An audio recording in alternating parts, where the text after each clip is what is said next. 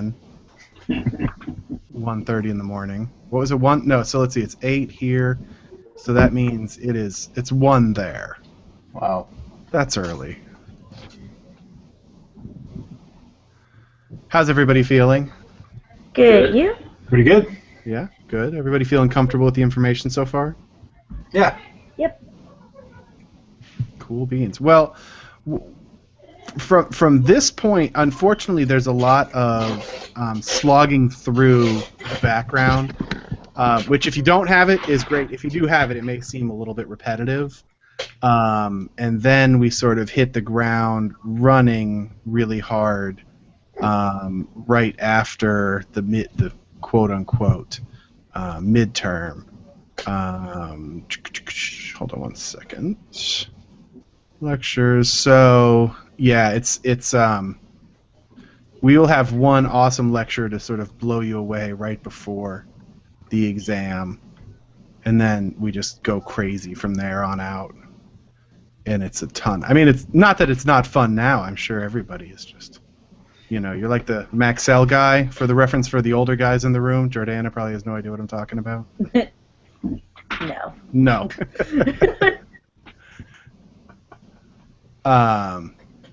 But we'll knock your socks off. So do you guys have any specific questions? What format did you want the research project to follow? MLA, APA, nothing in particular? Or? Nothing in particular. It's more of just a casual resource for everybody. Okay. So, just make sure it's coherently written and, quote your sources. But I am in no way picky. I try to be... I'm probably overly sympathetic to the art students, but I know that, a lot of people who are in art programs are not necessarily academically motivated, I guess you would say. And I'm more concerned that people are learning and gathering information. And I think I believe in the carpentry philosophy of see one, do one, teach one. Right. And that's sort of, trying to get people into research and digging into books and pulling up sources and all that. So just document straight quotes and then a reference list at the end or something like that. So, yeah. Okay. Yep. Absolutely. Hi, Kira. Hi, Matt.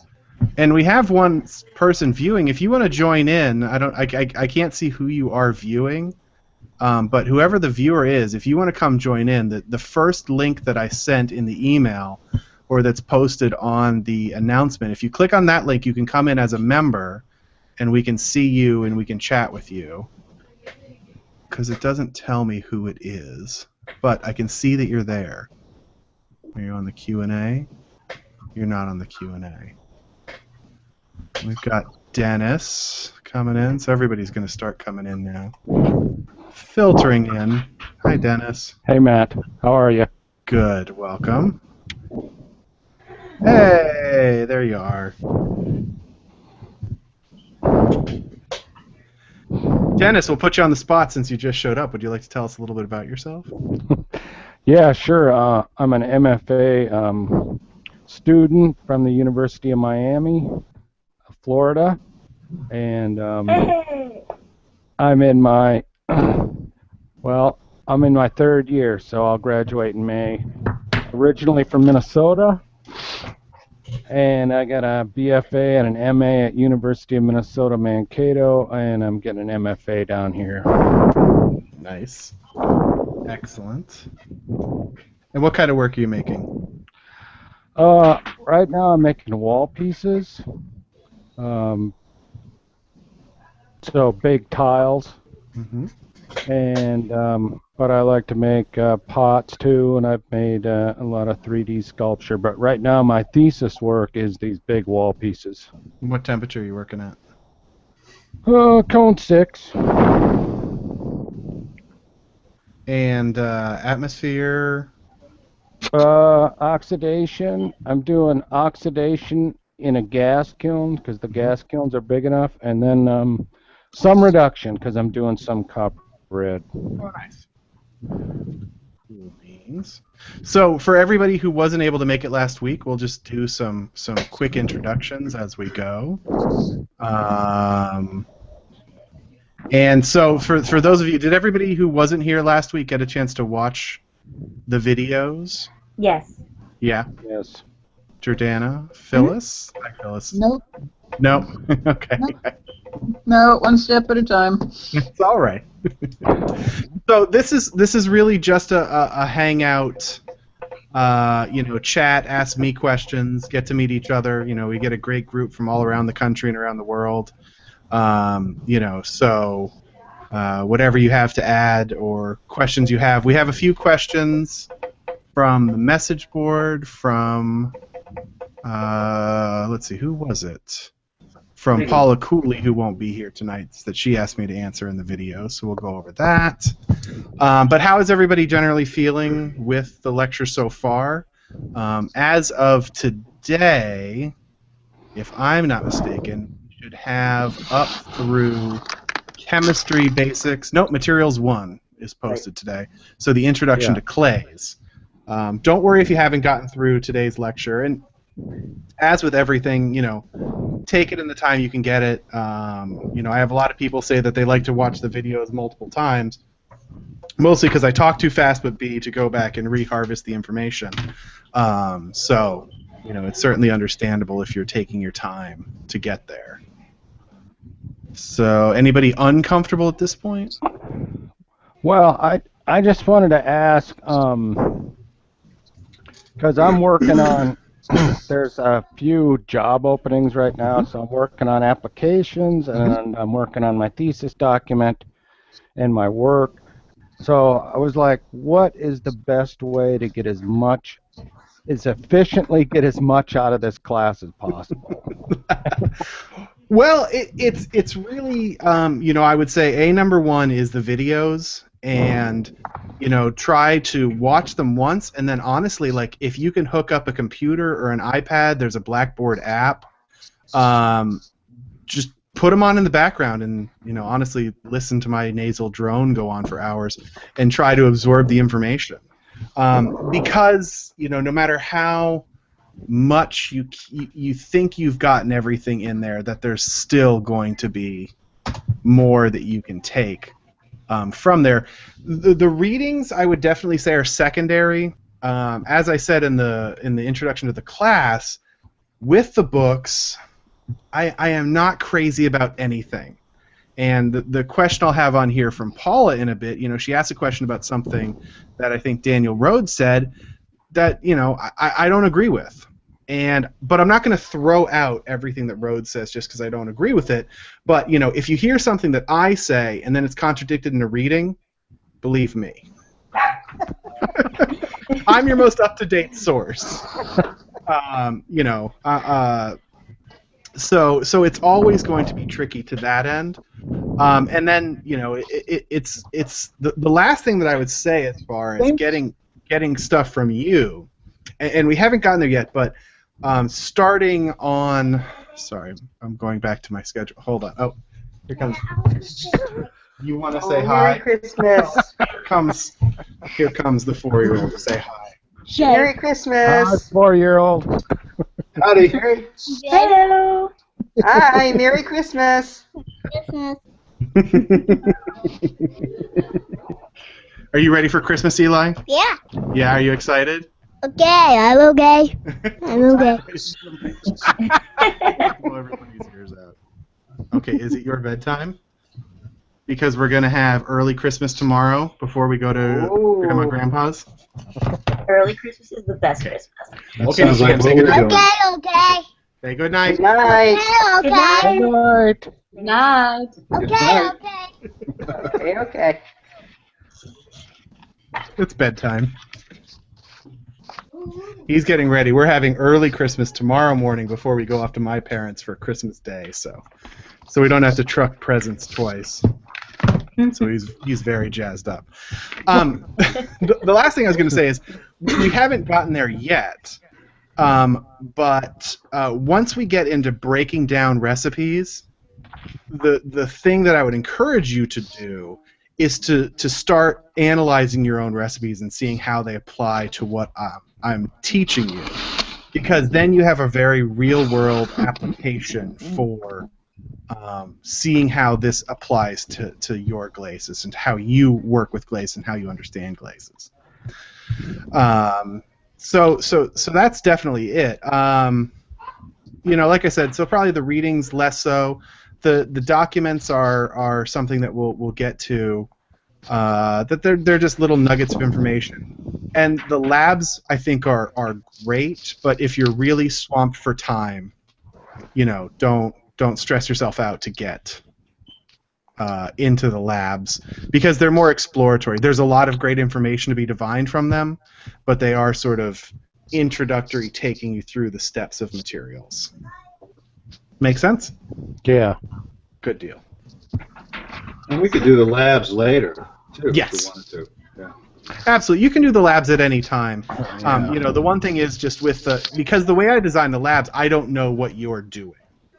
Right. And so the way I tried to design them is so that they are generic enough that everybody should get a consistent result that I can pretty much predict based on the way I set them up. And so, even with each lab, starting next week, there will be results videos. So I will say, here is the glaze that I did mine on, and this is how my results played out. So that's the only one catch with doing it later, is at some point you lose access to the class website to see the results videos. Right. But other than that, yep, it's you can absolutely do those later. Well, the videos, are we going to be able to watch them after the class is done, or just while the class is going on? Yep, no, you have access until the university says you're no longer a student. And actually, I've been meaning to ask, because I have a bunch of my students who have taken the glaze class before are currently in my clays class, and I keep meaning to ask them if they have access to their glaze class videos from before. I suspect that they even do, because they've re-enrolled as students. At some point, the university will say, hey, you haven't given us any money recently, so they're going to shut down your access. But I think you get like a month or 6 weeks, but don't quote me on that.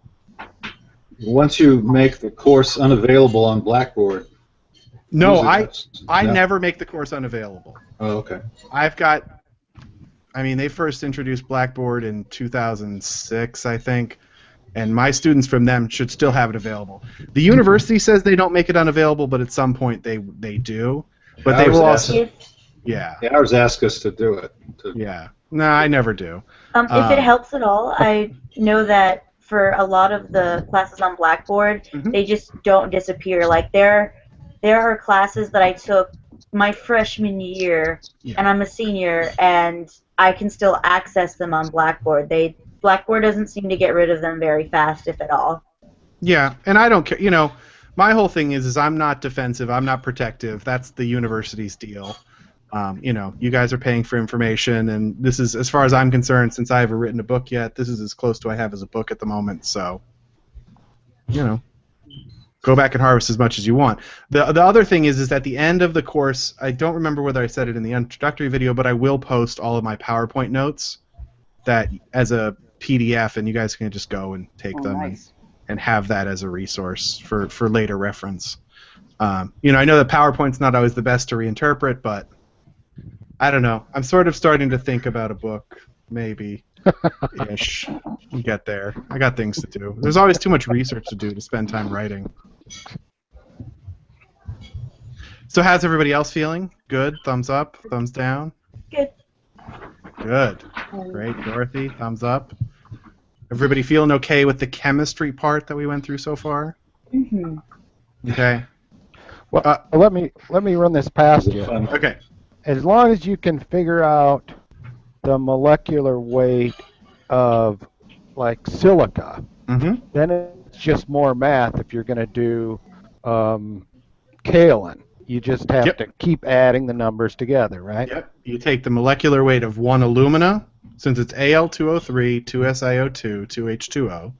Yeah, I just whipped that off. I just knew that. Impressive. Yeah. And the molecular weight's 258.2. Boom.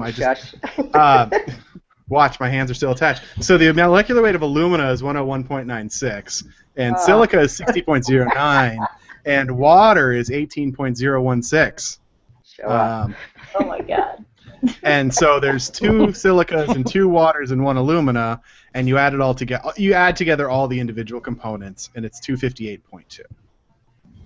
Okay, and it seems that especially seems a little abstract until we get into lecture 7, because we have to get through. There are 3 materials about 3 lectures about materials that you guys just got the first one of. But there's 3 of them that you have to get through, and then 3, and then we hit how the chemistry applies to glazes, because that is the ultimate point, is understanding exactly what that chemistry is, because no matter how much people tried to deny it, is that 100% of what is going on in glazes is chemistry. Is this 100%. Is this all the precursor to the Unity formula? Yes, it is. Okay. Yeah.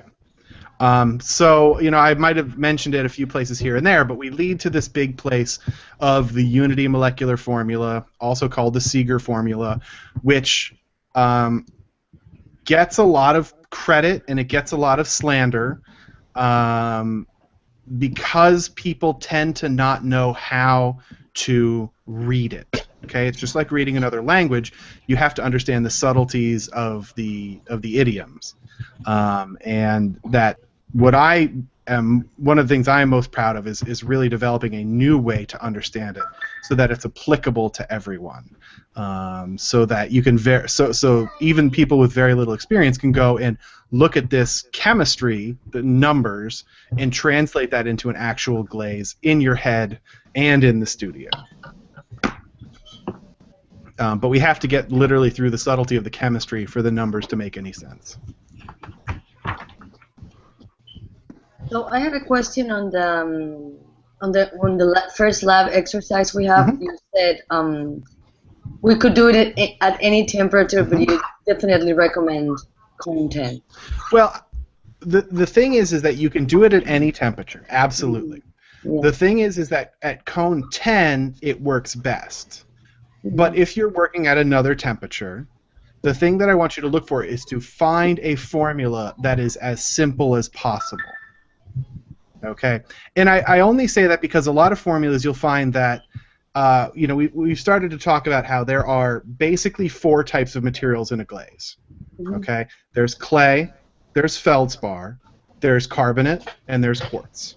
Okay, and that applies absolutely true to cone 10. As soon as you get under cone 10, you're going to add in generally boron to that. Okay, which takes us up to 5, which is fine, but if you're going to do a cone 6 glaze, try to find something that just has those 5 sources. So generally, and there's tons of them out there, find a glaze that's just clay, feldspar, carbonate, quartz, and frit, or Gersley borate. So I mean, the question came because so the question is, I could do cone 10. I mean, as far as learning, it's better if I do it at 10, which is what I want to do right now, right? I mean, to get the most learning of it. Okay. Yep. Yeah. Great. So, just because I know we have a lot of people working at cone 6 too. But yes, if you work at 10, do it at 10. If you work at 04, do it at cone 04. But you want to, what we need to start... Go ahead. Oh, you've gone robotic, Kira. Oh, she froze up. Okay. We'll wait for her to come back. Oh.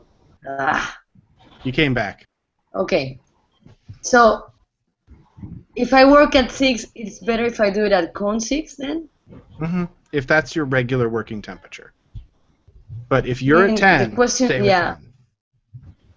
So the question...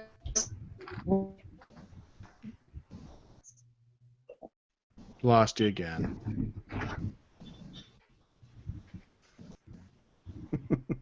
Oh, and we lost her altogether. Well, I did want to talk about the lab a little bit. The whole point of this first section of the lab, if you're going to try it, is to literally understand what each component of the glaze brings in. And as we start to talk about chemistry, okay, we talked about the alkali metals, the alkali earths, and the glass formers. And as we get into the materials lecture of today and the materials lecture on Friday, that we start to talk about what materials provide each of those 4 sources. Okay, we need an alkali metal, we need an alkali earth, we need silica, and we need alumina. And that's starting at cone 10. As I just said, if you're working at cone 6 or cone 04, you're going to add in this extra material called boron. Again, if you're not comfortable with that, don't worry, we'll get to it. But those are the basic constituents that you need. Notice I did not say a colorant, okay, because the colorant is extra on top. Okay. Matt, can you repeat those 6 again, 5, 4, because you went in and out on them. Oh, did I? Am I breaking up? He was for me. I don't know about anybody else. Okay. The 4 materials we have are feldspar, carbonate, clay, and quartz. Okay. And if you're working under cone 10, you probably have a boron source, which will generally be in the form of a frit or Gersley borate. Okay. And there's a few more materials, but most likely one of those. Okay. So each one of those 4 materials, as the lecture started talking about today, and we'll talk about in the next one, each of our materials that we utilize brings in one type of material from the periodic table. So feldspar brings in alkali metal, the very first column of the periodic table. Okay? Carbonates bring in alkali earth, the second column of the periodic table. Clay brings in alumina, and we talk about that in today's lecture, that even though clay is primarily silica, from a compositional standpoint, it's also the most rich alumina source we have of any material. Okay? And then we finally have silica, which is pure silica, or flint, quartz, whatever you want to call it. Okay? So each one of the types of material groups we utilize brings in a specific group from the periodic table. Okay, our fluxes in our glass formers, we can split those into 2, alkali metal and alkali earth, and then silica and alumina. And then if you're under cone 10, you're probably going to have a boron source, okay, which will be in the form of a frit or Gersley borate. Okay, Kiara, you want to try again? I got the answer though. You think I should work at if I'm working at cone 6 and I'm staying there, I should be doing it at cone 6. Yes. Yeah, work at whatever temperature you normally work at. I mean, because then the next biggest question is, after I learn everything I'm going to learn, will I want to be back? Will I want to be a cone 10? I can't answer that. Yeah. So that's why I was kind of, debating into, do I keep doing 6? Do I? I mean, that's, I mean, we had that discussion last week of it is a purely personal discussion. Yeah. When I am done with you, you will be so knowledgeable about cone 6, you can do cone 6 confidently. With your glazes, clay is another topic for another time. After you get through this course, you can be perfectly confident with cone 6. A lot of my skepticism and cynicism that you've heard so far and will continue to hear is just because things are done badly. Okay. I mean, I just mentioned this last week I've got a book sitting right next to me, I won't show you what it is, that is very, very popular and has a lot of recipes, and I've started cataloging them, and half of them easily are what I would call poor cone 6 glazes. They are not cone 6 glazes I would recommend using. That I find dispiriting. Okay, for food safety. If you're doing sculpture, Dennis, if you're just doing sculpture, I don't care what you do. Right. You can use the most unfood safe glazes ever, or the most undurable glazes ever, but when we're talking about food contact, right, then that is a different conversation. And you're making pots, so that's a relevant consideration. I mean, I do everything from jewelry to sculpture, but I do a lot of stuff. Yeah, but it's okay.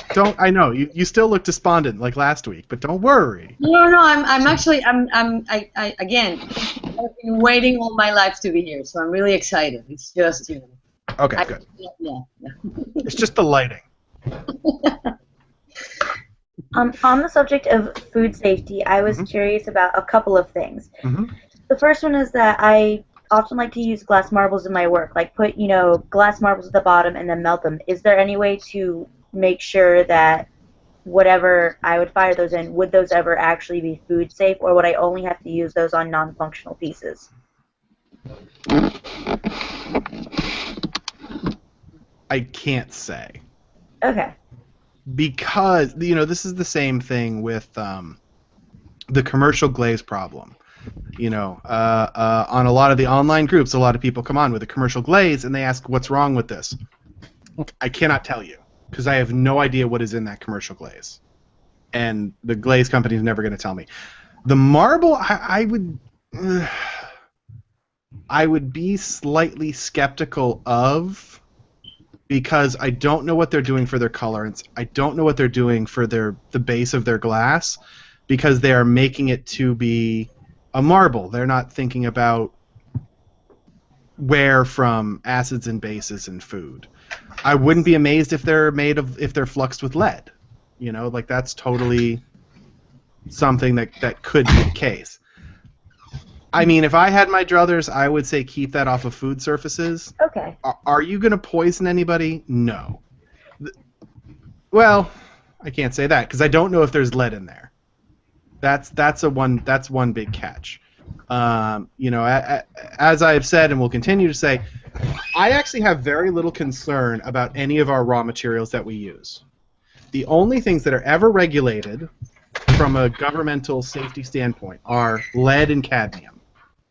Okay? So no matter how much people freak out about barium or manganese or copper, they are literally unregulated. You can do whatever you want, and as far as the federal government says, it's fine. It's absolutely fine. Me, as a person who's concerned with glaze durability and creating students who make the best possible glazes they can, I have a different set of standards. I'm not concerned with toxicity, except for lead and cadmium, but I want you to have glazes that perform. I want glazes that look amazing. I want glazes that you can be confident in. And I want glazes that stand the test of time truly, because that this is a glaze dissolved by a lemon. Okay, you hear this famous lemon test. That right? actually brings up my other question. Right. Well, hold on. So this is a glaze that's dissolved by a lemon. This glaze, which actually looks completely and utterly normal, is also dissolved by a lemon, but you can't tell. You can't see it. Oh, really? Yes, this is very real. Okay, I have 4 different glazes here. There's a third one. These all failed the lemon test, and as far as visually, this one and this one, which is you can sort of see it a little bit, are the only 2 that visibly failed.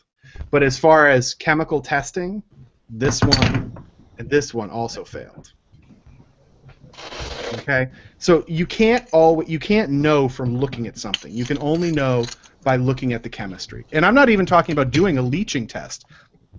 You can look at the UMF of a glaze, the unity molecular formula, and know if it's going to perform or fail. As far as I understand, then I was going to ask you. So the only way to know is how many unbonded molecules you have will be the answer, right? Essentially, yeah. And then my second question was actually directly related to the lemon test of what are the tests that you recommend to check for like durability and how it stands up to things like acids and bases? Yep, no tests. UMF. By learning to read this language of the unity molecular formula, which is where we're going, I mean, we haven't even really talked about it yet, you can learn by just looking at the chemistry if something is going to be strong or susceptible. Okay? I showed this, I think, in last week's lecture, but here, hold on, I'll screen share something. This is my, you're going to do this? Hold on. I'm going to have to change my screen resolution for a second because it's acting fussy. And then switch it back, and then there we go. Okay, so can everybody see this chart? Yeah. Except it just disappeared. Let's see. Okay, so I think I showed this last week, you guys, right? Yes. Okay. So for those of you who weren't here, that this chart shows glazes that perform and glazes that fail. This yellow line and this blue line at this point has been through 50 cycles in the dishwasher, and the glaze literally has not broken down at all. Okay? But this gray line and this orange line have broken down extensively after only 50 cycles in the dishwasher. And what this chart is showing us, and I'll put this reading up later in the class, is that we can predict this. I could have told you that this was going to happen based purely on looking at the UMF of this glaze. That there are red flags just looking at the chemistry, literally just reading numbers on a page that will tell you whether it's going to survive or not. Okay? And we'll get there. And you know, that you can be confident with it, because like I said, the whole thing is that the lemon test doesn't tell you anything. The lemon test, like, this glaze is utterly horrible. Okay? And I could have told you that by just looking at the chemistry. That this was going to be horrible, and lo and behold, when you do it to the lemon test, here's the same glaze. Here, you want bad? These two are the same glaze. It's all fluffed up now. But this has been through the dishwasher 64 times. This has just been exposed to a lemon. Okay? This glaze should have never made it anywhere near a pot in the first place. Okay? But like I said, this glaze shows almost nowhere and is just as bad. Okay? Because your eyes lie to you. Because we're dealing with chemistry. But don't worry, we'll get there. So yes, I will give you the tools to analyze for food safety. Any other questions, Jordana?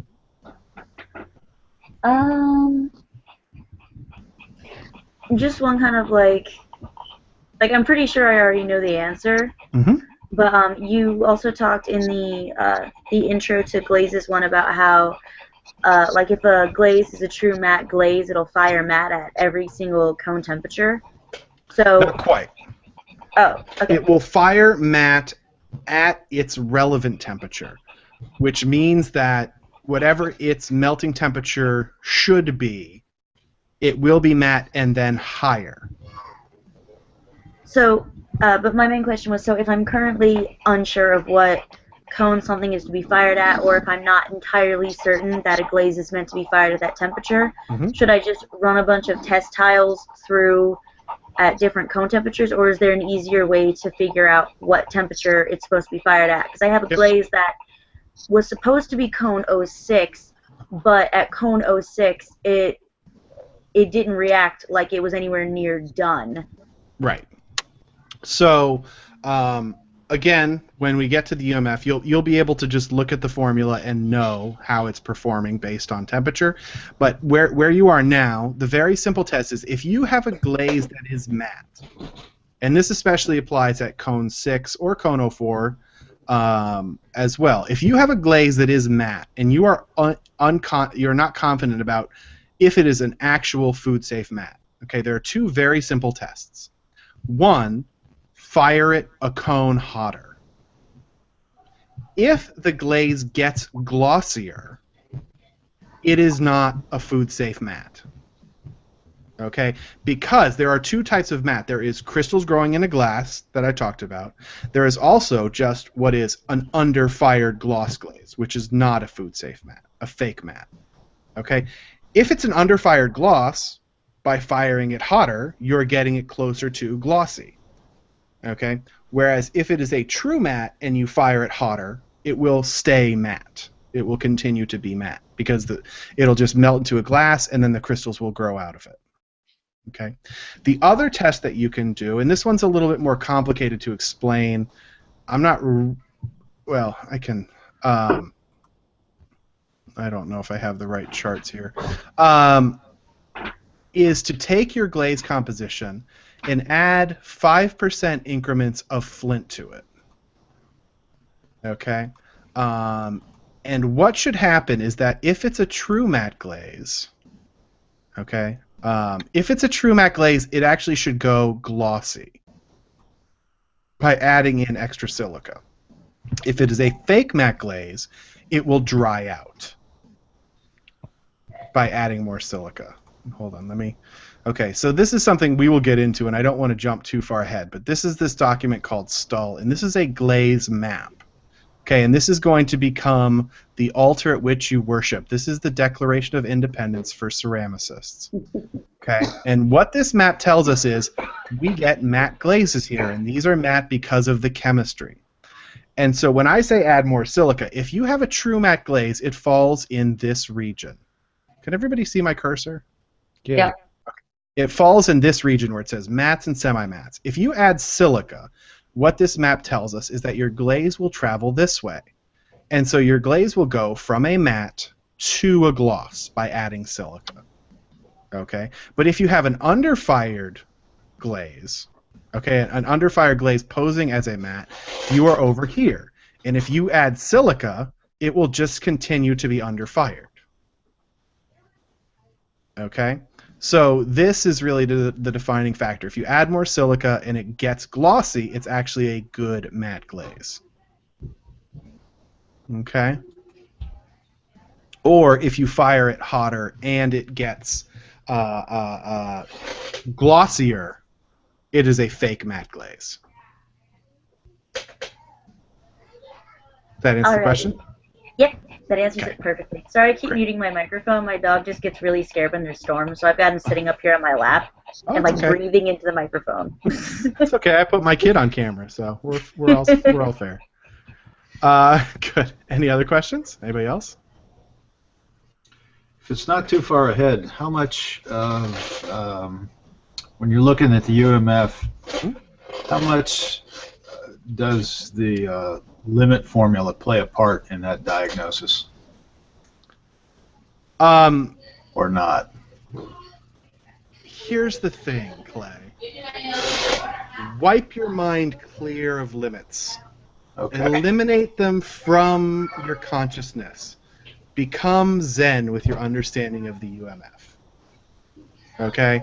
Because everything that is currently wrong with the UMF is because everyone's definitions of limits are fantasy and have zero basis in the way things actually work. Okay. I know there are different ones, which kind of brings it into question. And they're all fake. Mm-hmm. Okay? I don't know necessarily where they came from, but they're a problem. And actually, looking at that STUL map, okay, where I came to in my years of study and research is when I first started, I was working for Dr. Carty, the ceramic engineering professor in Alfred, and he had discovered this map that I just showed you, STUL's map. And it had sort of been lost or abandoned. And he had said to me, hey, let's try to recreate this and understand it. And when we did that, all of these questions about limits, and I almost don't want to go into it because the folks who are here who don't know about limits, I don't want them to know about it because it'll just confuse them. And I don't mean to condescend to everybody else. It's just this abstract thing. It's like pig Latin. It's not going to help you. But what I will teach you is how to look at limits with clarity, okay? Because it's not about limits, it's about the map. And if you understand the map, you can understand temperature, durability, matte, gloss, crazing, other flaws, color. Color is defined by that map, believe it or not. You just have to know what to look for. And that's how to read it, I guess. Say again? And how to read the map. It's not even how to read it, because I can tell you how to read it. I mean, we were just looking at it. Yeah. Literally, whoops, do I have that open still? Yeah, I just can't see it. Not really resolution. I'll have to take it off the yeah, it's on the documents and look at it. Yeah, it's in the documents, but literally, the map is super simple to read. It's literally, oops. It's literally, these are glossy glazes, these are matte glazes, and the hatch marked is crazing. That's all there is to read in the map. The question then becomes, how do you apply variables? Okay? How does temperature translate to this map? How do changing what your flux is? The original map was drawn with potassium and calcium. What happens when you do sodium and zinc? Okay? The original map is at 0.3 to 0.7. What happens when you change the flux ratio? Okay? And that's where I think other people got caught up because they didn't have the map to come back and say, this is home base.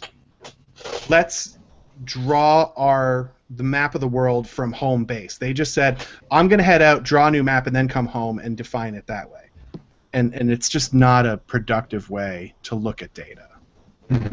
Okay? So we will get there. I swear to God, you guys, no matter how like boring and you're like, oh my God, he's making me like count molecules and stuff, when we get to lecture 7, okay, your minds are going to melt.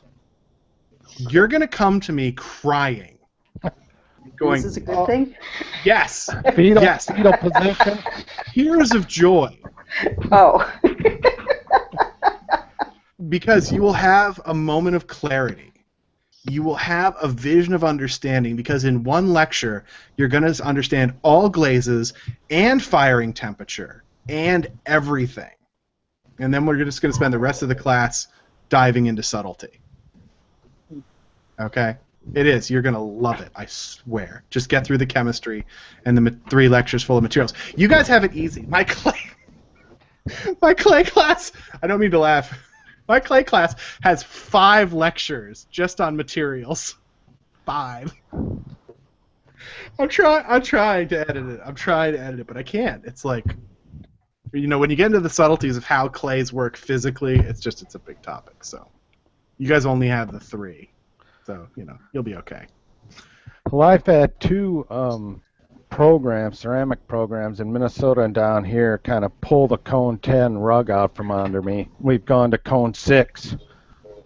And all of a sudden, up in Minnesota, all of a sudden they just came in one day and said, we're going to Cone 6. And then when I got down here, they were just going over to Cone 6. So we're in the process. And I've just kind of given up. I'm just like, fine. But, you know, everything looks better at Cone 10, and from what you say, that's where it naturally starts to be stable. Is at Cone 10. So, I don't know. Cone 6, and so sorry for everybody who was here last week or had watched last week's video, because we had a big therapy session on Cone 6 last week. Cone 6. Whoa, Dorothy's here twice. Hi, Dorothy. It's surreal. You're in stereoscopic vision. Okay, how did I do that? I don't know. That's freaky.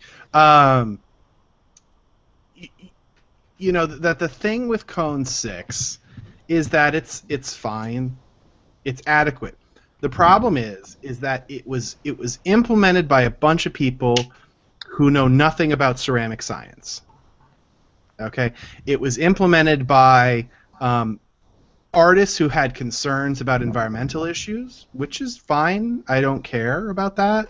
But you know that they said, oh, we burn a lot of energy to go to Cone 10. If we can burn less energy, that's more environmentally friendly. I don't agree with that thesis in the slightest. You know, you guys got through my geology lecture, so you all got guilted about mining already. And we're horribly destructive, narcissistic materials people. A little extra gas is really not going to do anything. So it was implemented by people who had a decent reason for doing it, but they didn't understand the inherent chemistry of what they were doing. And so we now have 40 to 50 years of bad chemistry. And like I said, I have this book next to me, which is just a collection of formulas. That is a new book. And the formulas are still bad. And I know that the author's defense will be, well, they were just formulas that were submitted to me. They aren't my formulas, but they published them. Okay, which means that they inherently have to stand by them because they propagated them into the public. And that's what Cone 6 has become for 40 to 50 years of just people getting something that works well enough and then, hey, hands up. Hey, it passed the lemon test. You guys, it didn't do this. Okay, so that to them means that it's fine. But like I said, this, you can see plenty of gloss on that. Looks perfectly glossy. This still fails. Okay, because your eyes lie to you, because this does not reflect chemistry. And as I don't remember whether I have said in the lectures or not yet, but you can't see influenza. You can't see HIV. You cannot see the diseases that will kill you and make you sick. Just because you cannot see a glaze breaking down does not mean that it is not breaking down. And it is very easy to control that in your glazes if you look at the chemistry responsibly, which is where we're all going.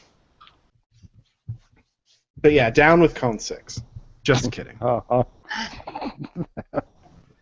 No, I'm fine with it. I just want it to be done right. And the problem is I have a list right now of about 900 ceramics programs in the U.S. academically, much less however many thousands of art centers, however many tens of thousands of private studios. And the vast majority of them are doing Cone 6 now because they've been told that it's magical and wonderful. And, you know, it's up to you guys to go and spread the word to everyone on how to do it right. We got about 23 shop glazes down here at Cone 6, and I'm afraid to even start looking at the recipes. So let me tell you a story. So I tell a lot of stories. I will answer questions if people have them. I have a student who took this class last Allen term, and she turned around and got a job as a studio technician at a college based on her experience from this class. And she got in there, and she looked at their palette, and she wrote me, and she said, "Matt, what do I do? They're all terrible." And I said, start changing them. You know, hit the chemistry and start tweaking them, and you know, just prove that you know what you're talking about, and that they have to listen to you, you know, to do it right. And that's what it is.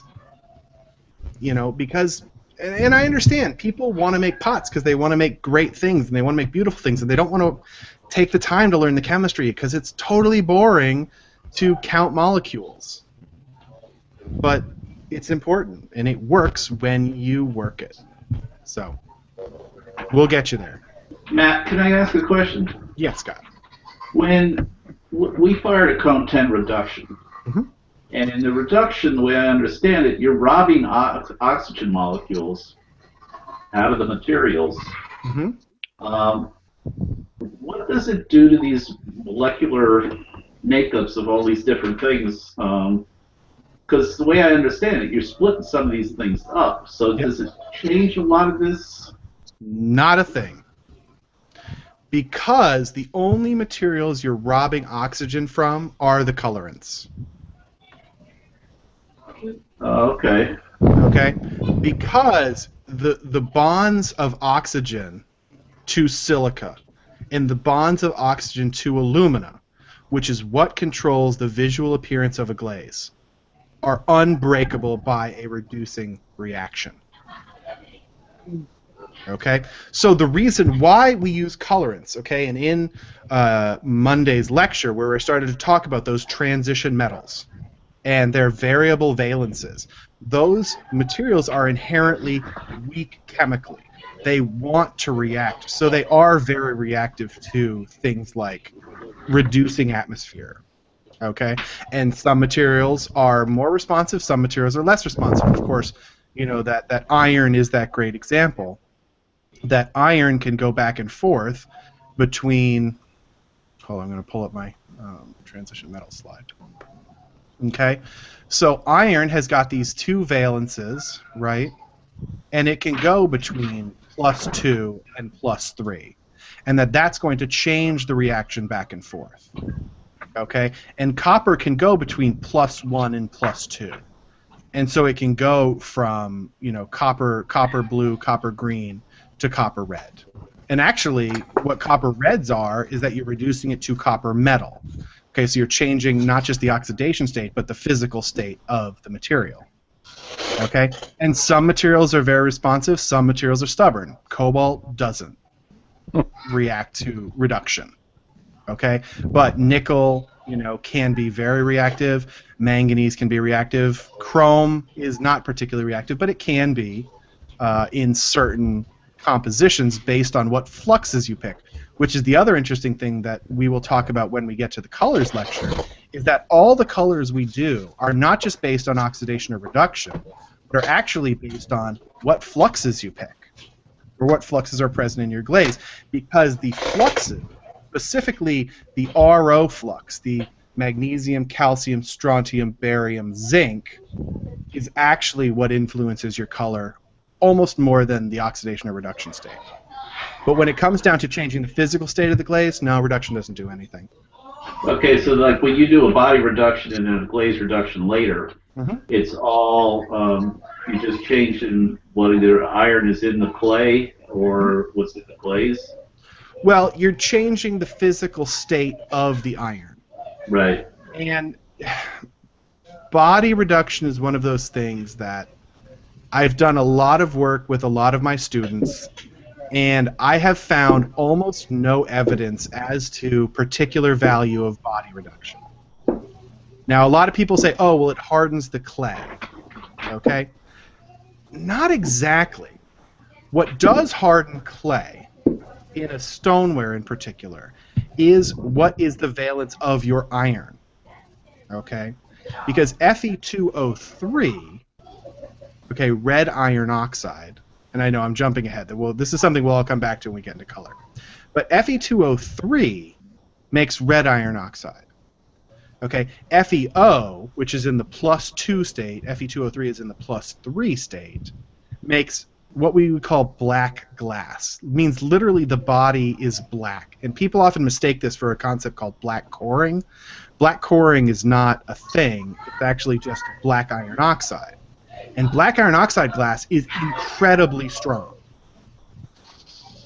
Okay, so if you can form black iron oxide glass in your stoneware, you get a much stronger stoneware.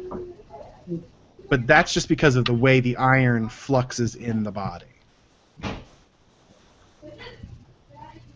But I'm going off on a rant. That's probably a little too early for it. Oh, but the black iron would form inside the body, right? So if you break the pod, you see the black inside the... Well, it does. It was red iron oxide. Red iron is the natural state that iron takes in our materials. Okay, so a terracotta is full of red iron oxide, which is Fe2O3. If you reduce Fe2O3, it becomes FeO. Yeah. Okay, which is literally black. Okay, and that's black iron oxide. The raw material in the glaze lab is black. It is black iron oxide, and when it's used as a body flux, you get black glass. And again, this will come up to a certain degree later, but that it was funny. I was talking with a glass science professor, and we were talking about this whole notion of carbon coring, which is what black coring is often referred to. Oh, we've trapped carbon in our clay body, and it's caused this black bloating whatever inside of your clay body, which is what conventional wisdom has been. And I explained this theory to a glass science professor, and she looked at me like I had lobsters coming out of my ears. She said, "What on earth are you talking about? That is the biggest nonsense I've ever heard. Because carbon is fired out so long before we ever get there that it cannot be a factor. Okay, that it's all about iron." Scott, you look like you don't believe me, or you frozen. No, I'm trying to. I got a couple different scenarios running around in my brain. Okay. Because we have two different gas kilns. We have an old Alpine updraft, and we have a downdraft that was custom built for us. And it's amazing to see the differences in the two kilns, the colors of the glazes that come out of them. Mm-hmm. They'll both be fired to cone 10, and we have one Ojada glaze that we use. And in the Alpine, it's a beautiful red. And in the downdraft, it tends to come out pretty dark. Almost, it starts to go that black. So I'm kind of trying to figure out if it's going to that black iron oxide or what it's doing that causes that. You said the updraft is going black? No, the downdraft. The downdraft, right. But it's a much bigger kiln. It's probably close to 60 cubic feet. The Alpine is 20 cubic feet, so it's a lot smaller. It cools a lot faster. Yeah. The updraft, we're 4 days trying to get it to cool down. Or the downdraft is... Right, I was going to say. Now, I have to admit, I have literally never fired an updraft in my life. It's a stylistic design that's not as prevalent anymore, at least in my experience. Not obviously, they still exist.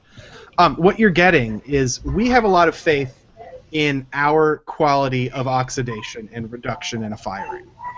And the fact is that there is a massive amount of variability in them. Okay, we just assume that because we've got a certain color of flame coming out of the spy, that we've got nice consistent reduction, and we don't. I had a student spend an entire semester literally just firing 5 glazes in a kiln for 12 spots inside of a kiln, and the same 5 glazes she fired over and over and over again to test how they came out based on how she tried to manipulate the reduction. And there was always variation. Because our reduction, even though we call it, very serious reduction, it's not that serious. That there's a lot of variability to that reduction. And that's just something that we don't have as much control. It's because our kilns are big and open. Okay, that there is always, our burners, you have a hole cut in the side of your kiln, and that's where your burner feeds in. And there's 4 of those or 6 of those. Those are just sucking in oxygen. Okay, they are inherently fighting reduction all day long. So top to bottom, corners, interior, exterior, all of these places you can have that will get inconsistencies of reduction. Okay, yeah. Well, the Alpine is very small, so I've only fired it twice now, but the first time we kind of fought with each other. The second time somebody showed me this idiosyncrasies, so the second time went really, really smooth. And it was quite gratifying because it's very interesting to watch because it's so small, and with the updraft you get almost instantaneous differences in the flame with small, minute changes either in flame or with the damper. How's the top to bottom heat distribution?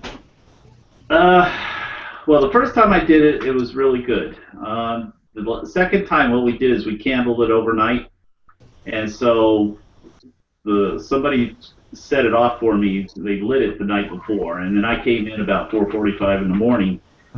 And closed the damper up and turned the flame up, and it was probably a good cone different top to bottom. The top was a lot hotter. But when I went into body reduction, by the time I came out of body reduction, they'd pretty much evened out. Right. And then by the time I finished glaze reduction, the bottom was actually hotter than the top. So when it finished, the top was probably half a cone cooler. But it was also the way I had it loaded, because the top, I had some big pieces in, so the top was very open. I had pieces that were a little over 2 feet tall, so it was very open. It wasn't as closed up as the bottom half. So we found that, the tighter it's packed, the better they tend to do. Well, and that's always the problem with the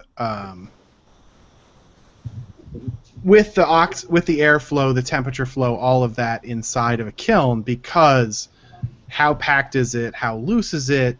Where is your airflow? What's your air source? Is it natural air or is it forced air? When are you pushing reduction? When are you pushing oxidation? All of these types of things. And so, there is just so many variables in that level of firing, especially in reduction. That's the real change that you see. Where you might see differences in oxidation versus reduction, physical effects would be something like if you had an incredibly high iron-bearing glaze, Temaku or over, sort of 5% iron or over, that you might get different physical effects because iron, I make this list of magnesium, calcium, strontium, barium, and zinc for these alkali metal fluxes, except that the list actually continues and goes lead, iron, manganese, because they actually perform also as equal contributing alkali earth fluxes. So, it does come down to, playing the subtlety and learning how to understand the glaze's relationship with the kiln and with heat. One of the things I noticed, there's somebody in the pottery, I mentioned him last week. Mm-hmm. He's big into the formulations. He's the one who ran through the UMF with me one time. And he's been firing this Alpine kiln. I mean, this kiln has been with pottery for probably 40 years. Mm-hmm. And his mother used to fire it and taught him how to fire it. He's been firing it for a long time. And one of the things is there's a couple of glazes that we use in the downdraft that have no issues as far as running or anything like that. And he said, well, if you use this one glaze in the Alpine, it will run like an ash glaze. And I had another one that's kind of right along the same lines. And it was real interesting because I noticed on one side of the pot, it had started to run kind of like an ash glaze. And on one side? I figured out what it is that was the side that's right up against the wall, because in the Alpine, the shelves are literally, a finger width away from the wall. Mm-hmm. And the pot was, I had it as close to the wall as I could get it to basically get my fingers through it. Yep. In the downdraft, the two back walls and the flames come up the side, so there's probably a good foot between the wall and the pots where the shelves are stacked. When we get up to temperature, up to peak temperature, 10 especially, the brick, the walls, the shelves actually become radiant heaters. Uh-huh. They begin to they absorb heat through the fire, and then at a certain point, they actually expend heat. Okay. Okay. So absolutely, if you're close to a wall, you're getting a higher temperature. I say that a running glaze is always an overfired glaze. Uh-huh. And you can do that regionally within a kiln, whether it is inconsistent heat flow, the travel of the heat, whether it's utilizing the furniture to generate heat, any of these types of variables can influence it. So to have one glaze that reacts like that on one side of the pot and not the other is inconsistent heating in the kiln. Now, how you define the inconsistent heating, is obviously up to you and how you work with it. But again, that I think when you start to look for these trends and to think about things systematically, you'll find that the answers are right in front of you, and maybe what you've been told is conjecture. Mm-hmm. And it's hard to dissuade a belief that someone who's got 40 years firing in this kiln and that they know that this does that. That's the story of my life, is telling people that what they actually believe is not the way it actually is. So, if you need me to break it to them, I can. Oh no, I'm not sure he's ever made the correlation. Right.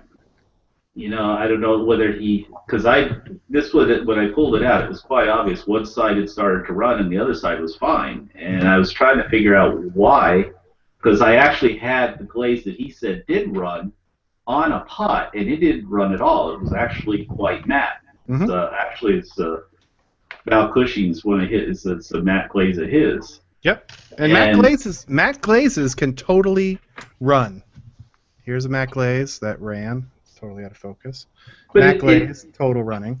It was funny when it wasn't against the wall. It didn't run. Didn't run on this one pot at all. Yep.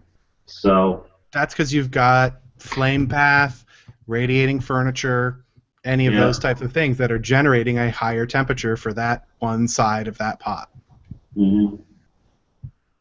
It's not, no matter how much we have a relationship with our kiln, or we have a relationship with our car, that it's just a piece of equipment.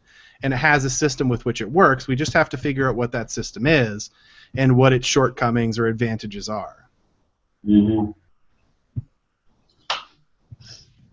Okay, I want to answer. Did you have another question there, Scott? No. Okay, I did want to answer Paula's question on the message board before we go, so excuse me, I'm just going to go over here and read it. Let's see, questions for the Hangout from Paula Cooley. 1. Matt, you talked about not using lead as a material since it is dangerous to health. Excuse me. Both to the potter and the user. Are leaded frits equally dangerous, or are they a viable option in glazes? We will talk about lead. I don't want to put this off as a totally we will get there conversation. We will talk about lead later. The short answer to this is frits are better for lead, but they are not perfect.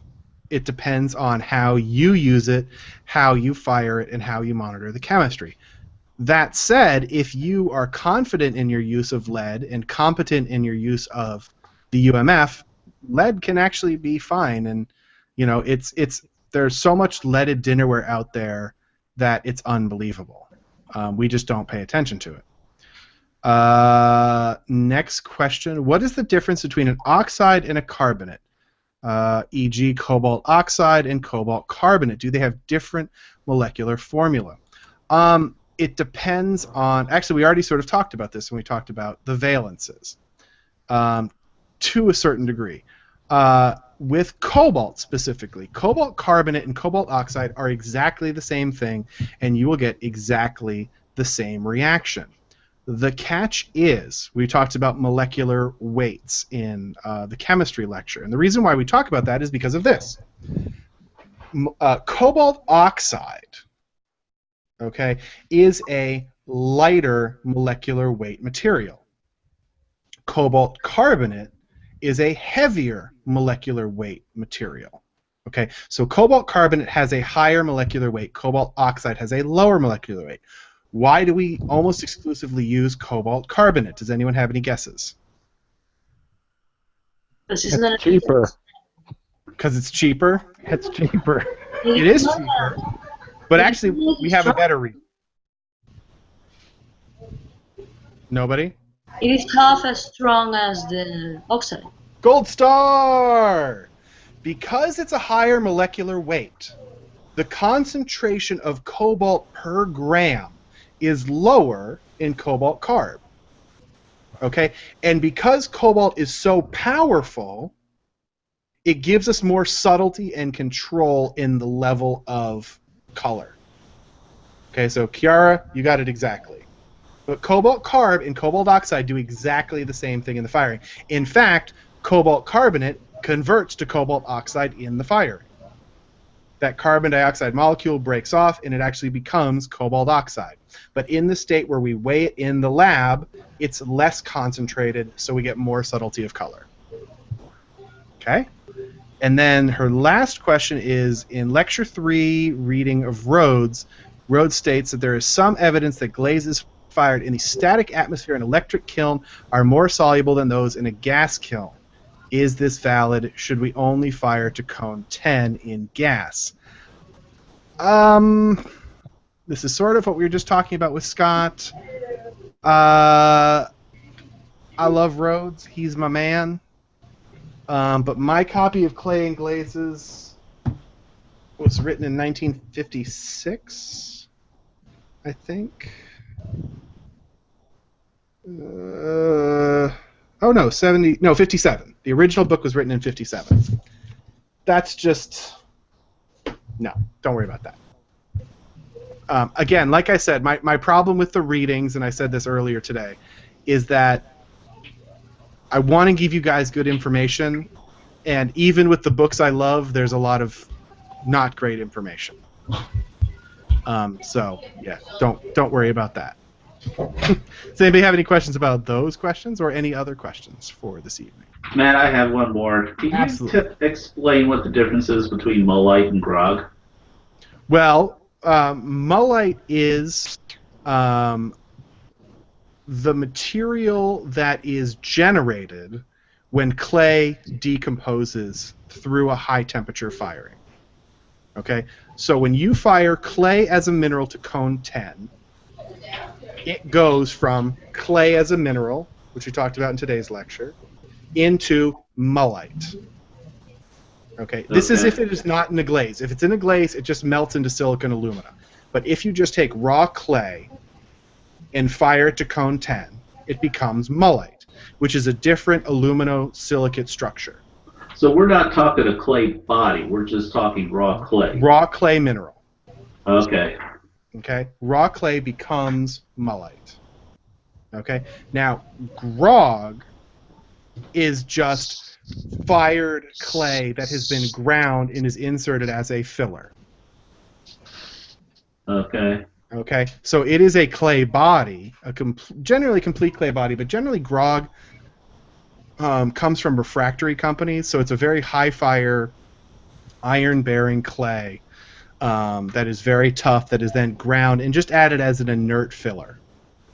Okay. Okay, so your sort of question of, I assume where you're going is why do we add grog versus mullite into a clay body? Is that? Well, yeah, and you know, we talked a little bit about high water clays last week. Mm-hmm. The studio where I am, we could use lagunas, and we have a lot of trouble last year with some laguna clays. So we ended up ordering a bunch of clay from high water, and one of them's the Phoenix and one's the Aurora, and they say they used mullite as an additive. So that's why I was kind of curious why. I'm guessing they kind of fit the same bill. So are they just grinding up clay body as mullite and then adding You can buy mullite as there is both naturally occurring mullite and there's synthesized mullite. Why are they doing that? Are these white clays or are these stonewares? They have one of them's the Phoenix and one of them's the Aurora. One of them's kind of a light-colored white, and the other one's more of a warmer-toned stoneware. They claim it gives it better thermal characteristics. The thing is, grog has a couple of disadvantages. It is dirty, meaning it has a lot of iron and titanium. If you have a white clay, it is not in your interest to put grog in it because it very clearly shows up. Okay, so it decreases the inherent whiteness of your clay body. So what you should be putting in is a material called malachite, which is porcelain grog, where they take porcelain and grind it up into a non-plastic filler. I cannot speculate as to why someone may do something or not from a particular company, but I can say that malachite is expensive. So my assumption would be that they don't want to pay for malachite, but they want a non-plastic filler that is generally on the white side. And that is mullite. Okay. When you add raw mullite into your clay body, it is chemically inert. It does nothing. Grogs do nothing. Malachite does nothing. It doesn't help anything else melt. It doesn't create more mullite. It doesn't do anything. It just sits there. A lot of people assume mullite is fairly closely related to another material called kyanite. And kyanite has very low thermal expansion. Okay? And so that can help with glaze fit. Now, I think a lot of people assume that because they are closely related chemically, that they are closely related physically, but I am not aware of any evidence of that. So my guess would be that they just need a filler and they need something cheap. Yeah, okay. But I don't know the clay, I don't know the performance, I don't know the formula, so I really couldn't say. That is just purely speculation. Yeah, well, I know a lot of, I tend to throw big, so I use some groggy clay for that purpose. So I know what the grog is, and I know what it does, but then when they said they were putting mullite in, but then you talking about the clay body turning to mullite, or the clay in the clay body turning to mullite. So that's why I was a little bit confused as to what the difference was. Yeah. Yes, clay in the clay body turns to mullite, but let me show y'all hold on, I got to open a slide from my clay class.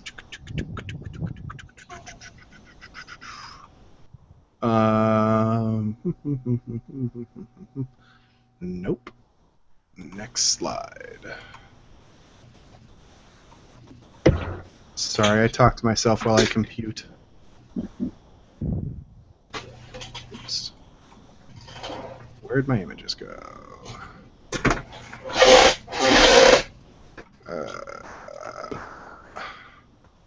Well, I keep everybody nice and bored. Where is it? I know you're here. I just made you. Oh, I know where you are. I know where you are. 7. No, wrong 7. Yes, I am that insane. Let's see. Fluxes. Here we go.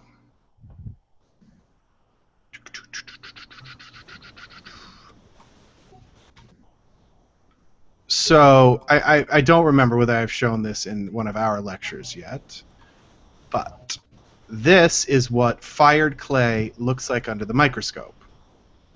And this is a cross-section of a clay body that has been fired to cone 10 and then has been acid etched to eat away excess glass. Okay? And what we see here is chunks of quartz. This is unmelted quartz, which is in our clay body. Then this is this that's a secondary mullite. You'll notice a clear patch here. This was actually feldspar. This was a feldspar grain that completely melted and dissolves away. And then everything here that is white was clay as a mineral in the body.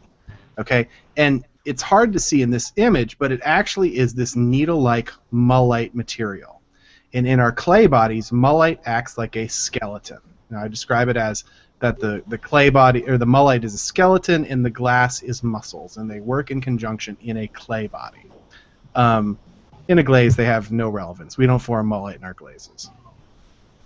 And I can find a better picture. Even though some of the quartz is unmelted in that image, is that a vitrified porcelain? That's vitrified? Is absolutely vitrified. Here's the picture I was looking for. Am I still sharing? You guys see my PowerPoint? You're looking at me. I stopped sharing. Oh, I'm sorry about that. I know nobody wants to. Okay, this is mullite completely etched away. So this has been soaked in HF acid, which eats glass, and this is literally what mullite looks like inside of the clay body. So when this is actually fired, this looks like just a chunk of glass. You can't see the mullite, but the HF acid eats away the glass and leaves the mullite, and this is this spider web network. As to the question about the quartz, you actually want undissolved quartz in your clay body.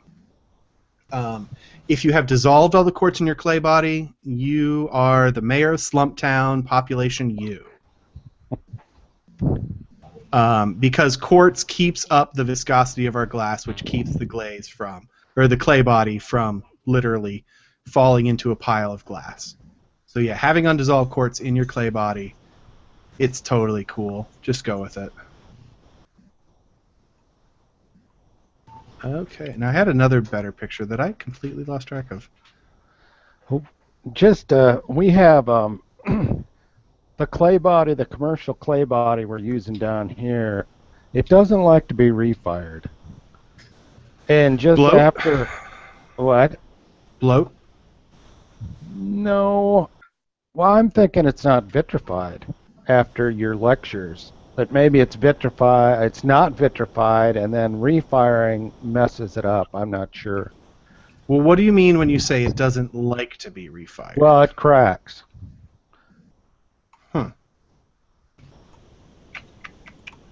It cracks. I don't on know if it's refire. daunting. How does it crack?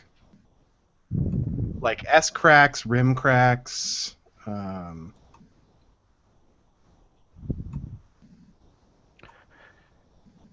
No, I'm not thinking pots. I'm thinking sculpture. It hasn't been my work per se, but some student work, some other student work, undergrad work. I'll have to take a closer look. Yeah. I mean, that's a big sort of thing. You know, I always need more data. Right. Just to say anything definitively. Just that it cracks on refire. Yeah, there's a large number of reasons why that can be. I mean, you really think it does it like consistently, regularly? It seems to, and we're programming the kilns to, slow down through quartz inversion. Oh yeah, quartz inversion's not a thing. Another myth. I mean, it's a thing. It's a boogeyman. Everybody blames quartz inversion. You know, my two ones that really drive me crazy are quartz inversion and cristobalite. Everyone blames quartz inversion and cristobalite. Hey, because I did not screw up making this piece. I did not. It was quartz inversion. Quartz inversion made my piece. I did not build it poorly. It was not a lack of compression. No, it was not. It was not the compression. It was not the quality of my clay or my mixing or my building. You know, I say it all the time. You are your own worst ceramic fault. You're your own worst glaze fault. You're your own worst clay fault, and no one ever wants to take the blame. Mm-hmm. You know, the short thing on quartz inversion is, what I would say is quartz inversion, and this will come up again later, but you guys are here now, and, I've got an audience, so I can rant because I'm not talking to my 4-year-old and my 3-month-old. So, free. Quartz inversion is not a thing, and why I say this is because it happens at exactly 473 degrees C. Done. It flips like a switch. Here's the problem. Our kilns are not even. If quartz inversion was destroying things, you could not have anything more than 6 inches tall, because it will be 573 up here and a different temperature down here. And so if quartz inversion was destroying your pieces, everything would shatter that was more than 6 inches tall. Right. Okay, because it happens in an instant. It's like you can't go slow enough. It happens so fast. Right. And it's the same thing, it's the same. People blame cristobalite. Is cristobalite a thing? Yeah, sure. It also takes 36 hours at cone 10 to actually form substantial amounts of cristobalite. And, I have done many thermal expansion studies in my day, and I have never once gotten a cristobalite peak. And, I see these documents where people are like, oh, I ran thermal expansion, there's the cristobalite peak. Yeah, well, what are your variables? What aren't you telling me? That you fired that sample for 36 hours to form cristobalite? What is going on? Because I have never, ever seen a cristobalite peak. Because you have to fire it for a long time to get that. So, people like to blame things that aren't themselves. Most likely you mixed it poorly, you built it poorly. It's the same thing. Open your kiln whenever it's ready. I take stuff out of the kiln as soon as it's hot enough that my gloves don't burst into flames. Really? Yeah. The caveat, if you're making really large stuff or really thick stuff, this does not apply. You should cool that stuff very slowly, because if you have a thick core and a thin shell, like a substructure, that needs to homogenize the heat, because thermal expansion is a real thing. But, with everybody who's like, oh, my pots are pinging, I'm going to wait until it reaches room temperature to open it up. We'll talk about crazing. If your glaze is going to craze, it's going to craze, and taking time to take it out of the kiln makes no difference. Literally, my gloves are so scorched because I just grab, I just take. Right. I'm not waiting for anything. Wow, but how many of us have gotten yelled at for unloading a kiln too fast or too soon? Uh-huh. Don't worry, I won't yell at you. Oh, Sophie. Sophie the Basset Hound walks out. Sophie! What are you barking at? Santa? so the only time I did that, the only time I took the pieces out, they were so being hot. I had someone come back and tell me she poured tea into her tea cups and they cracked, right? First time. Okay. Your clay is probably dunted. Dunted? Yeah.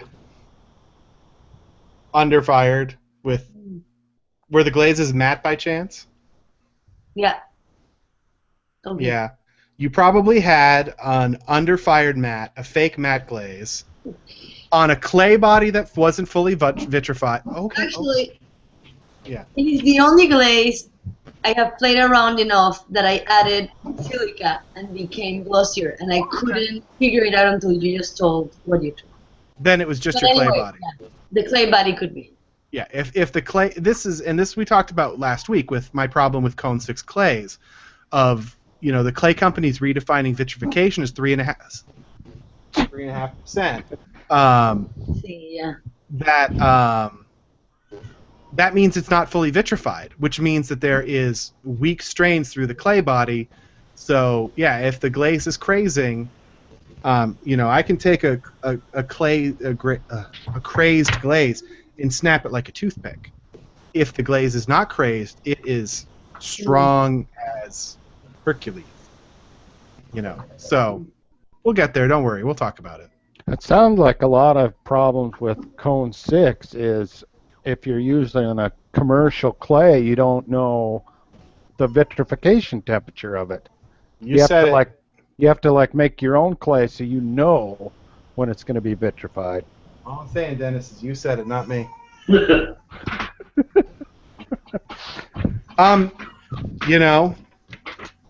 Commercial is an issue. You don't know what's going on in there.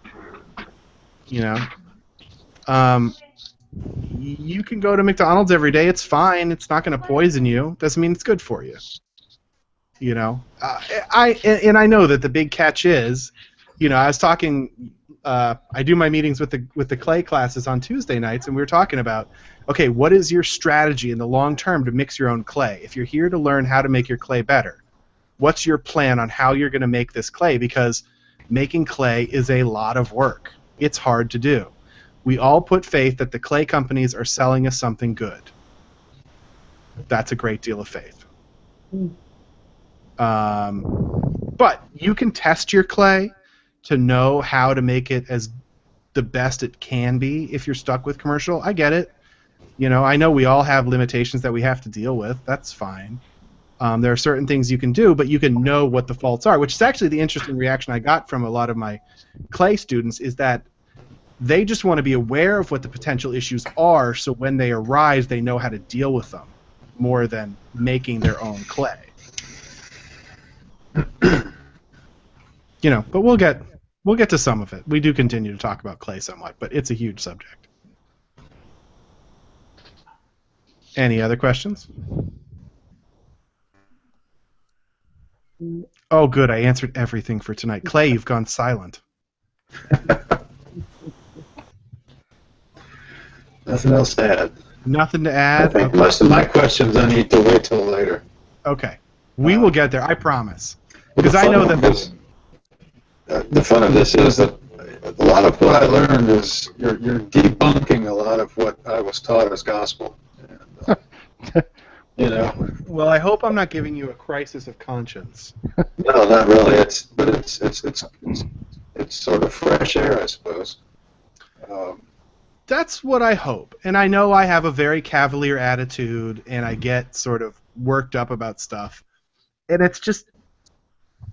I have spent so much time dealing with stuff that, and I think I mentioned this last week. I mean, going back to your question about limits, I was talking with a very prominent materials person last week, and they tried to tell me that the UMF doesn't work, and when I said, what on earth are you talking about, they pointed to old school limits.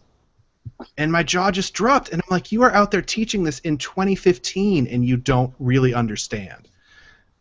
And to me, it's because what is taught out there honestly, by everyone but me, is just regurgitating what had come before. No one has actually put any study into it. Mm-hmm. And what I do that is different is that I have gone and studied this from literally scratch and developed a baseline of knowledge that will hopefully clarify things. But yeah, it's a lot of myth busting. It's a lot of, clearing out a lot of conventional wisdom, which is very hard to do in the ceramics community. There's a lot of faith in, people's answers. You know, but I believe me, when you guys are done, you're gonna be so jazzed. It's I know I toot my own horn because I have, you know, high self-worth and low self-esteem all at the same time. Yeah, it's gonna blow your minds. This is the boring stuff. It's so much fun, you guys. Just wait until you learn how cones work. Okay. Your entire world will be changed when you figure out how cones work. Change your world, man. It's a whole brave new world. Okay, now I'm just entertaining myself, and I have to go wrap Christmas presents. Okay. Okay, any other questions? All right, everyone have a wonderful holiday, weekend, whatever you're doing. Please drive safe. Yeah, you all too. All right, you too. Watch out for the crazies out there. I'll see you guys next Wednesday. Thank you. Thank you.